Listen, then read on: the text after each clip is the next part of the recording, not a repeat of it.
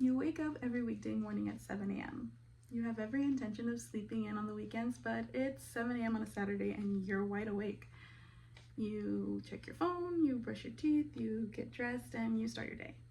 What is motivating you to continue these cycles even when they're not necessary?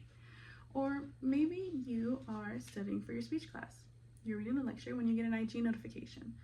You instinctively reach for your phone and check it out, and after 30 minutes you realize you've been scrolling, watching people slip on ice, and ogling over Bridgerton edits.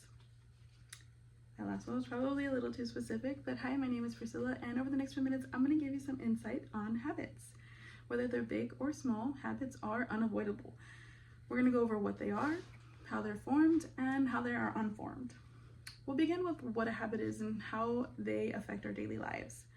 According to the International Encyclopedia of Social Services, a habit is described as learned patterns of behavior that are enacted with minimal or little effort or resources.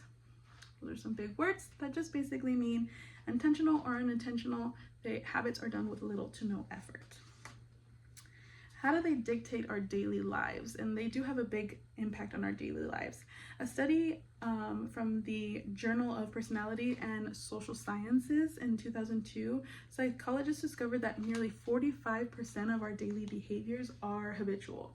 That means that half of what we do every single day is ingrained into us and they're automatic. But what are the factors that form these habits?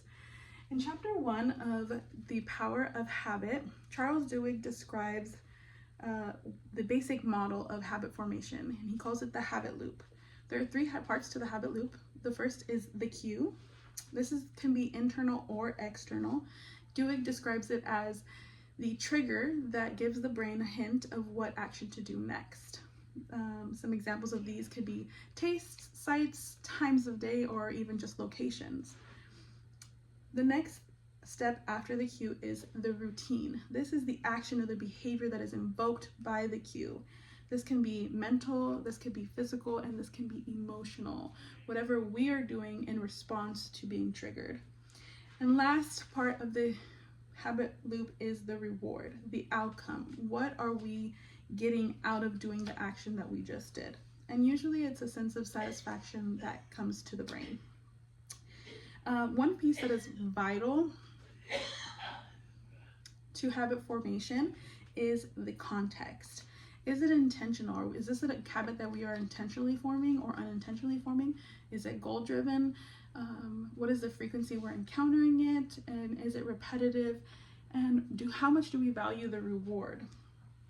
I had an example for you. I'm so sorry. The most driving factors of a habit formation is the frequency and the reward. In a study in 2013 published in the Health Psychology Review, psychologists surveyed participants who were encouraged to form more healthier habits. And they found that each new repetitive automacy gains reduced were until with each new repetition, automacy gains reduced until the behavior reached its limit. Limit of automacy. In other words, some more big words. With frequency and repetition, exposure to the cue, the behavior became more and more automatic.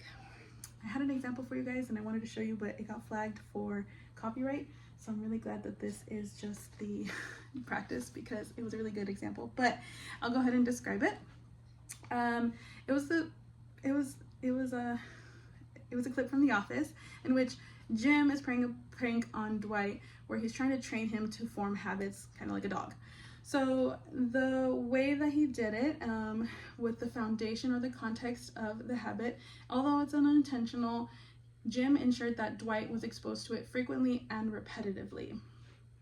The cue that he used was the sound of the Windows startup, the little doom doom. And then the routine was asking Dwight if he wanted a mint, and Dwight answering in the affirmative, and Dwight's reward was a mint and some minty fresh breath.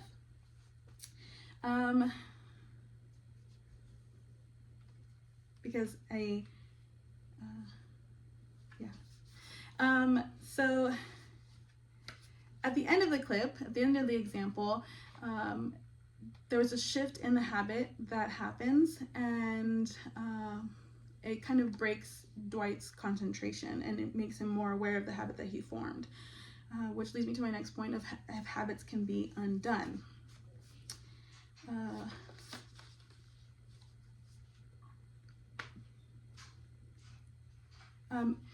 The cue will always demand a reward after it's triggered.